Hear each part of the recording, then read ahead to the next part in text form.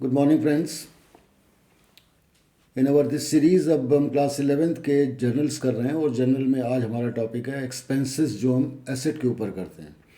तो दो तरीके के एक्सपेंसेस होते हैं दोस्तों बिज़नेस में। एक वो जो मैन्युफैक्चरिंग से रिलेटेड हैं, प्रोडक्शन से रिलेटेड हैं या बिज़नेस से। एक वो भी एक्सपेंसेस होते हैं जो किसी एसेट को क्रिएट करने में किए जाते हैं। फॉर एग्ज़ाम्पल प्रोडक्शन वेजेस जो दी गई हैं वो प्रोडक्शन के लिए हैं।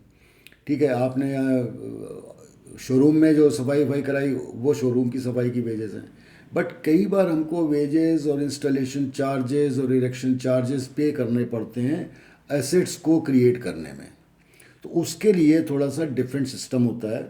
तो मैं आपको बता रहा हूँ कि ऑर्डिनरी एक्सपेंस के लिए क्या एंट्री होगी और एसेट से रिलेटिंग एक्सपेंस के लिए क्या एंट्री होगी। तो देखिए यहाँ दो एग्जाम्पल हैं। ऑर्डिनरी एक्सपेंस, इसमें लिखा गया वेजेस पेड ₹1000, तो हमने वेज अकाउंट को डेबिट कर लिया, वेज अकाउंट डेबिट किया। लेकिन वही वेजेस अब मैं कंस्ट्रक्शन ऑफ बिल्डिंग के जब पे कर रहा हूँ तो हम बिल्डिंग अकाउंट को डेबिट करेंगे। तो रूल क्या बना कि जब कभी भी ऑर्डिनरी एक्सपेंस होगा तो हम उस एक्सपेंस को डेबिट करेंगे, for example wages, salary, cartage etcetera. लेकिन अगर वही एक्सपेंस मेरा किसी एसेट के क्रिएशन के लिए हो रहा है तो मैं एसेट को डेबिट करूँगा, लाइक बिल्डिंग, मशीनरी एट्सेट्रा। अब entry for expenses and incomes. Income और एक्सपेंस की एंट्री में फ्रेंड्स याद रखिएगा कि अगर किसी पार्टी का नाम आ भी जाता है तो हम उसको इग्नोर करते हैं। जैसे कि मैंने पहले बताया था कि अगर आपका कोई पार्टी का नाम है तो उसको हम क्रेडिट ट्रांजैक्शन मानेंगे। लेकिन एक्सपेंसेस और इनकम, नॉमिनल खर्चों में, नॉमिनल इनकम में हम किसी भी पार्टी के नाम का या इस इंडिविजुअल के नाम को इग्नोर करते हैं। जैसे आपको देखिए एग्जांपल में दे रहा हूँ कि वेजेस पेड टू विवेक। अब यहाँ पर विवेक का नाम इनसिग्निफिकेंट है, नाम लिखा हो ना लिखा हो, इट इज़ वेजेस पेड और wages paid to Vivek, one and the same thing. हमें एंट्री करनी wages account debit to cash, Vivek का नाम हमको इग्नोर कर देना है। लेकिन यही अगर होता गुड्स परचेज फ्रॉम विवेक या गुड्स सोल्ड टू विवेक, उस केस में हमें विवेक को कंसीडर करना पड़ेगा। अब एक और नई चीज़ आती है कि हम गुड्स को यूज़ करते फॉर द सेल पर्पस, तो हम एंट्री में सेल को क्रेडिट कर देते हैं। लेकिन अगर यही गुड्स हमें किसी और पर्पस में यूज़ करने पड़े, for example given as charity, drawn by proprietor, given as free sample and goods sold for the by the loss of the fire etcetera etcetera, उस केस में हम सेल को क्रेडिट नहीं करेंगे every time we credit purchase. Look that goods given as charity, तो charity account debit to purchase. Use for proprietor by proprietor for the family purpose, तो drawing को debit किया। गुड्स लॉस बाय फायर, तो हमने loss by fire को debit किया। लेकिन credit invariably in all cases मैंने परचेज को ही किया है। अगला टॉपिक है हमारा जो रूल्स हैं डिस्काउंट्स के। तो जब हम लोगों ने डिस्काउंट पढ़ा था in means topic of terms, various terms, तो डिस्काउंट मैंने आपको बताया था it is a sort of concession given to the buyer. तो ये दो तरीके का डिस्काउंट हमने पढ़ा था उस समय भी, एक था ट्रेड डिस्काउंट और एक था कैश डिस्काउंट। तो अब हमको थोड़ा सा इसमें एलोबरेट करना है कि कौन सा डिस्काउंट जनरल एंट्री में अपीयर होगा, कौन सा नहीं, कौन सा discount full volume of sale पे कैलकुलेट होगा, कौन सा पूरे पे नहीं होगा, दोनों का अलग अलग फीचर क्या है। तो ये हमने तीन डिफरेंसेस दे दिए। It may be a theory question also कि give differences between these two. तो देखिए पहली चीज़ है ट्रेड डिस्काउंट सेल प्रमोशन के लिए होता है, सेल को बढ़ाने के लिए।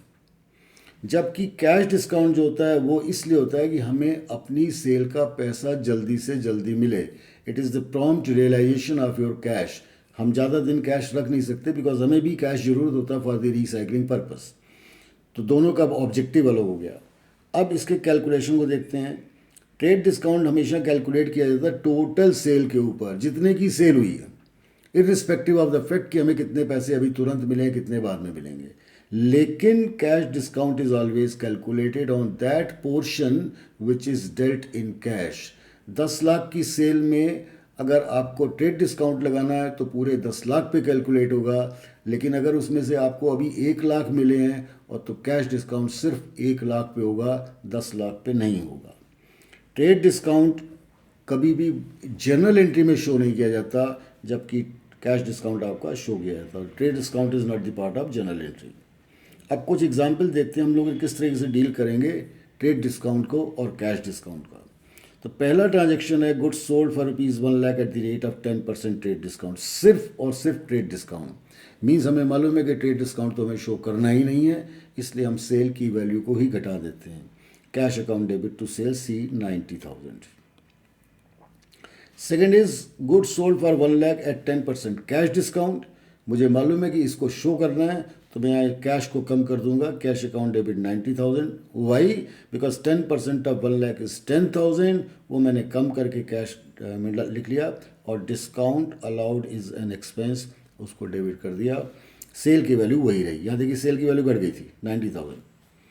अब हम दोनों डिस्काउंट को निकाल रहे हैं। दोनों डिस्काउंट अगर आएंगे तो कैसे करना है। 1,00,000 की सेल है, 8% का टीडी है, 5% का कैश डिस्काउंट। तो सबसे पहले हम लोग क्या करेंगे, इसके कैलकुलेशन पार्ट पे आएंगे, चेक करेंगे ट्रेड कितना है और कैश डिस्काउंट कितना है। 8% मीन्स 1,00,000 का 8% हो गया 8,000। तो this is the value of trade discount, जो कि हमें कहीं शो नहीं करनी। अब उसके बाद हमको निकालना है टोटल वैल्यू क्या बची, तो 90,000 बचा, 1,00,000 minus 8,000। Now cash discount will be calculated on only 92,000 because this is the value left for the cash transaction. इस पे मैंने 5% निकाला, तो दैट गिव्स अस 4,600। तो दो डिस्काउंट की वैल्यू हो गई, एक 8,000, एक 4,600। 8,000 को शो नहीं करना है, 4,000 को शो करना है। अब पता लगाएं कि कैश कितना मिला। 92,000 हमको मिलना चाहिए था, जिसमें 4,600 डिस्काउंट चला गया, मुझे मिलेगा इतना। तो जो एक्चुअल कैश मिलेगा वो cash account is debited with that. Discount is an expense, तो उसको डेबिट किया, और सेल को मैंने क्रेडिट किया because goods are going out. अगला और थोड़ा सा टेक्निकल है। इसमें सेल किया 1,00,000 का, 10% का ट्रेड डिस्काउंट है, 5% का कैश डिस्काउंट भी है, लेकिन पूरा पैसा रियलाइज अभी नहीं हुआ। तो उस केस में हमको कैलकुलेशन कैसे करना पड़ेगा। 10% का trade discount will be calculated on total 1,00,000 as per the rule. मैंने बोला था TD is always calculated on the total volume. तो वो मैंने जब कैलकुलेट किया तो इट केम टू बी 10,000। तो सबसे पहले मैंने 1,00,000 में से ये 10,000 माइनस करा, तो मेरी सेल की वैल्यू निकल के आ गई 90,000। अब मुझे इस 90,000 का आधा पैसा मिलेगा अभी, आधा मिलेगा बाद में। तो it means cash discount will be calculated on the half part. तो 90,000 का जो अगर हाफ पार्ट करेंगे तो it will give us 45,000 and second 45,000। तो one is credit, one is cash. तो ये मैंने आपको बताया कि cash discount is always calculated on cash portion. तो सपोज ये 45,000 कैश का है, 5% इसका डिस्काउंट निकालेंगे तो दैट विल बी 2250। तो वैल्यू ऑफ डिस्काउंट आ गई। ये कौन सा डिस्काउंट है जो मुझे शो करना है, यानी कि कैश डिस्काउंट।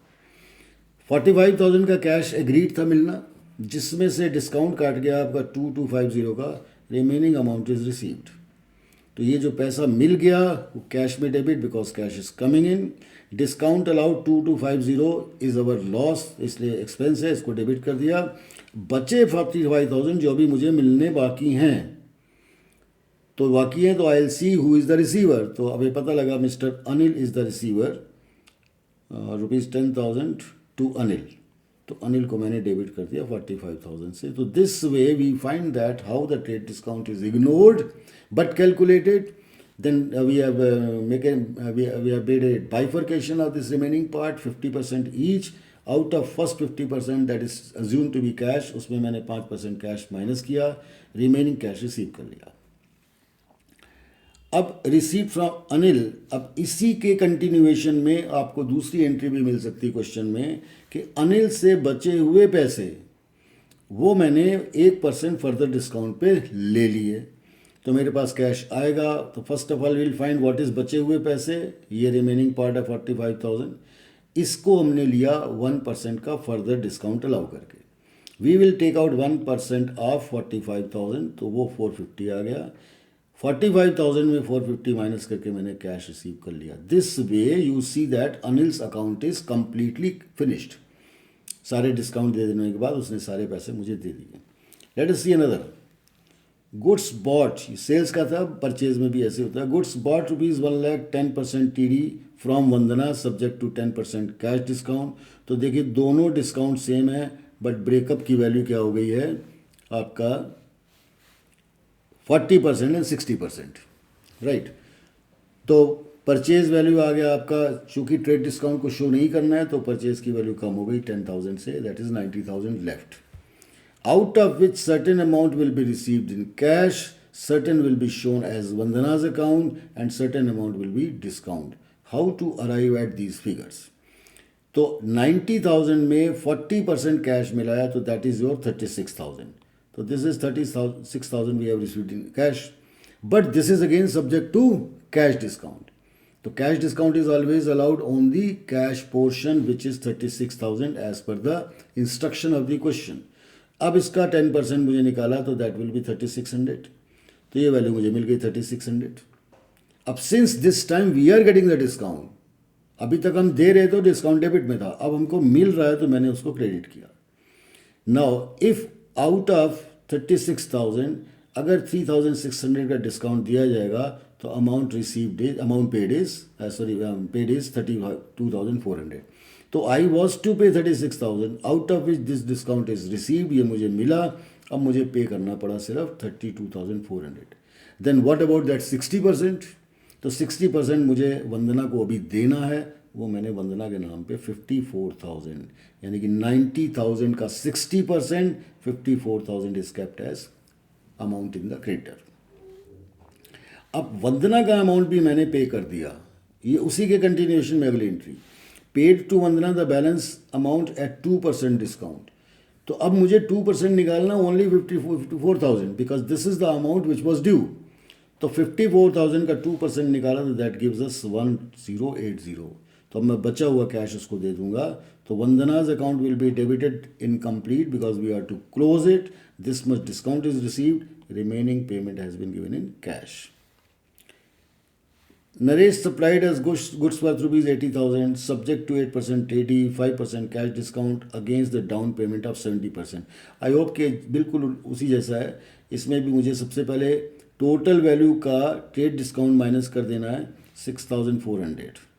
तो जब 6,400 हम माइनस कर देंगे तो 73,600 बचा आउट ऑफ 80,000। देन आफ्टर हम इसको ब्रेकअप कर देंगे, वन पार्ट इज 70% जिसके ऊपर कैश डिस्काउंट कैलकुलेट होगा, remaining 30% will be taken as Naresh balance.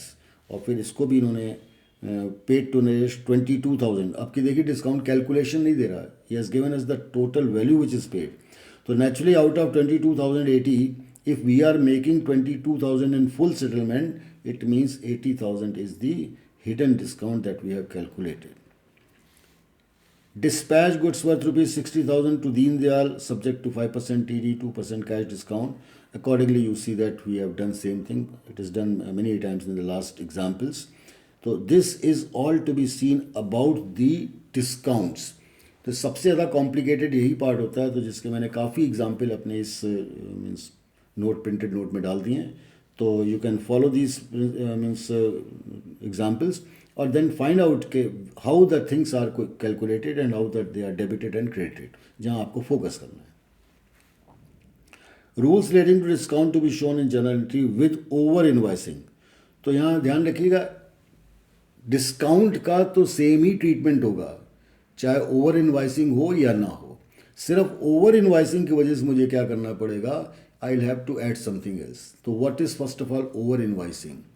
तो सेलर ऑल्सो अंडरस्टैंड, जो वेंडर्स हैं जानते हैं कि whenever they are going to offer any price तो there will be some sort of means hue and cry कि आप हमें डिस्काउंट दो, ये कैश डिस्काउंट, ट्रेड डिस्काउंट। तो सेलर ऑलवेज अंडरस्टैंड। तो therefore whenever seller cot A rate, it quote a price to the buyer, तो उसमें थोड़ा सा पैसे वो बढ़ा कर बताता है विद दिस एंटिसिपेशन के soon they will ask about the discounts. तो वो जो पैसे बढ़ा के बताता है अपने उस कॉस्ट में जोड़ लेता है पहले से ही, just in the means anticipation के अभी डिस्काउंट लगेगा, उसको बोलते हैं इनवाइस को बढ़ाना, मीन्स ओवर इनवाइस करना। In a specific term it is known as overriding. तो ओवर राइड कर देते हैं, तो आपके जो गिवन प्राइस है उसको बढ़ा करके बताते हैं। तो उसमें करना क्या है, see the example, sold goods costing rupees 80,000, 80,000 की कॉस्ट है, over invoiced by 20%, subject to 10% TD and 3% cash discount. तो सबसे पहले ध्यान रखिएगा फ्रेंड्स कि ओवर इनवाइस की वैल्यू बढ़ाएंगे, अगला स्टेप में ट्रेड डिस्काउंट, उसके बाद कैश डिस्काउंट। तो ये हायरार्की होती है, इसी ऑर्डर में आपको करना है कि पहले आपको बढ़ा देना है, फिर उसके बाद TD काटना है, फिर उसके बाद आपको कैश डिस्काउंट काटना है। तो देखिए, first of all 80,000 list price है, this is the list price, then after 20% off 80,000, right, so it will be 1600, तो 1600 लगाकर ये वैल्यू हो गई 96,000। This is the invoice you are giving to your customer. Then after as per the rule और means customs, आपने trade discount 10% उसको बोला हुआ है, तो 10% आपने 96,000 का निकाल दिया, तो this is 9,600। Now the remaining value which will be transacted between the parties, वो 96,000 माइनस 9,600 ट्रेड डिस्काउंट, जिसको कि मुझे शो नहीं करना है। अब बचा ये 86,400। इस 86,400 पे मैंने फर्दर उसको प्रॉमिस किया कि मैं आपको 3% का डिस्काउंट देंगे। कौन सा डिस्काउंट? Cash discount. ये आपका कैश डिस्काउंट हो गया। Now what amount you will receive? 86,000 minus 86,400 minus again cash discount, this is the receivable amount. तो कैश में चला गया receivable amount. Then discount allowed, जो शो करना है डिस्काउंट, वो है आपका cash discount, and remaining is sales, right. तो ये आपको मैंने एंट्रीज बता दी डिस्काउंट्स की और ओवर इन्वाइसिंग की। Little complication was there, but no problem, if you just go through it you will very easily understand it. ठीक है, नेक्स्ट वीडियो में हम लोग देखेंगे इंसॉल्वेंसी के समय हमको क्या करना है, और कुछ स्पेसिफिक ट्रांजेक्शन्स जो कि आपकी एडजस्टमेंट्स की पास होती हैं। तो that will be again very very interesting video. तो please watch it next time. Thank you.